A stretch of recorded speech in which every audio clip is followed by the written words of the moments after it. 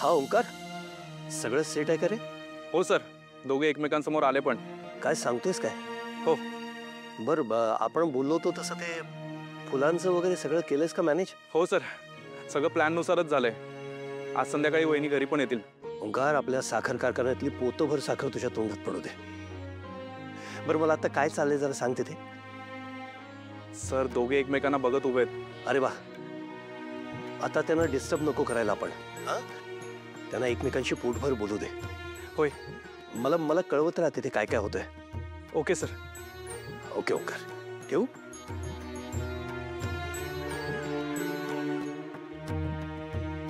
आई अंबाबाई, त्या दोघांचं बोलणं होऊ दे आणि अक्षरा आजच घरी येऊ दे.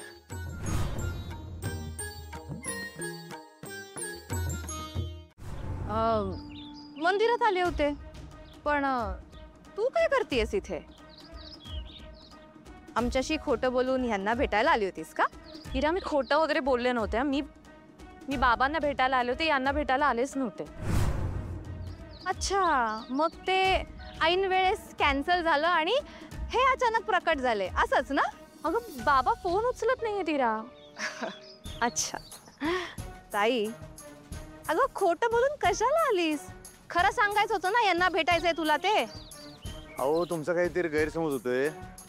काय झालं, मी माझ्या कामासाठी आलो होतो, वेगळ्याच कामासाठी आलो होतो. तेवढ्यात अचानक या दिसल्या, म्हणताना मी थांबलो. आमचं काय भेटायचं ठरलं नव्हतं असं काय.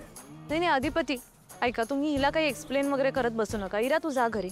आपण एकत्र जाऊयात ना? नाही, मला बोलायचं अधिपतींशी. तू जा घरी, मी येते माग. बरं मी थांबते, आपण एकत्रच जाऊया. हिरा, तुला एकदा सांगितलेलं कळत नाहीये का? मला बोलायचंय पर्सनल त्यांच्याशी. मी तुझ्याशी घरी येऊन बोलते. जातो. ठीक आहे. आता काय मुहूर्ताची वाट बघताय पाठवायला? नाही म्हणजे तुम्ही एकदा नजर फिरवली असती नोटीसवर तर. आम्ही सांगितले तेवढंच लिहिलंय ना? हो, तुम्ही सांगितलेले सगळे मुद्दे घेतलेत मी त्यामध्ये. मग आता पाठवा लवकर, वेळ दवडू नका. आजच पाठवून द्या नोटीस. ठीक आहे, एक साईन लागेल इथे तुमची. आणा इकडं.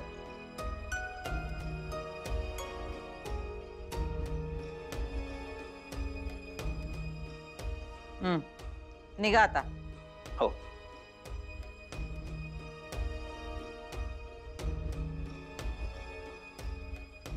ताई, तुझं काय आता? नाही म्हणजे ते वकील साहेब आलते, म्हणजे गाडी मोडचा मॅटर परत. तुला मराठीतच सांगितलं नव, गाडी मोड आता होणार नाही, पुढं ढकललाय. पण मग वकील साहेब कशाला आलते? नाही, मी आपलं सहजच विचारलं ग, म्हणजे मला काळजी वाटली म्हणून विचारलं, बाकी काय नाही. म्हणजे अचानक वकील साहेब कसे आले म्हणून विचारलं. अचानक नाही आले, आम्ही त्यासनी बोलिवलं होतं म्हणून आले. शाळेचा मॅटर आता घोंगडं भिजत ठेवायचं नाही आम्हाला, तुकडा पाडणार. म्हणजे ताई, खरंच शाळा बंद करणार आहेस तू? खोटी कशी करत्यात? हा, आणि तुला ठाव आहे ना व, आम्ही जे बोलतो ते आम्ही करतो.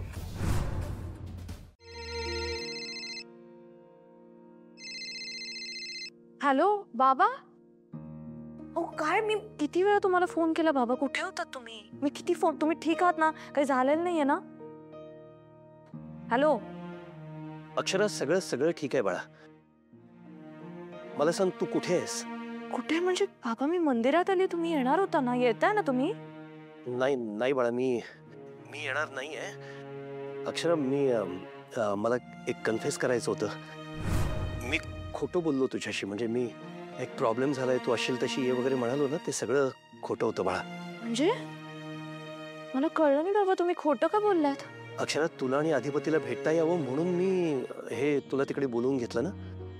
काय बाबा, तुम्ही आमच्यासाठी केलं का? असं केलं पण तुम्ही? मला सांग, अधिपती आणि तू भेटलात की नाही? हो, भेट तर झाली, म्हणजे अचानकच भेटलो आम्ही. बरं, झाली तुमची भेट, झाली तुमचं बोलणं झालं व्यवस्थित. आणि मला सांग, अधिपती एवढ्या लवकर कसा काय परत आला? तू जाऊ का दिलंस त्याला? नाही, ऍक्च्युली दुर्गेश्वरी मॅडम आल्या होत्या त्यांना बोलवायला. अच्छा, ती आली होती का तिकडं?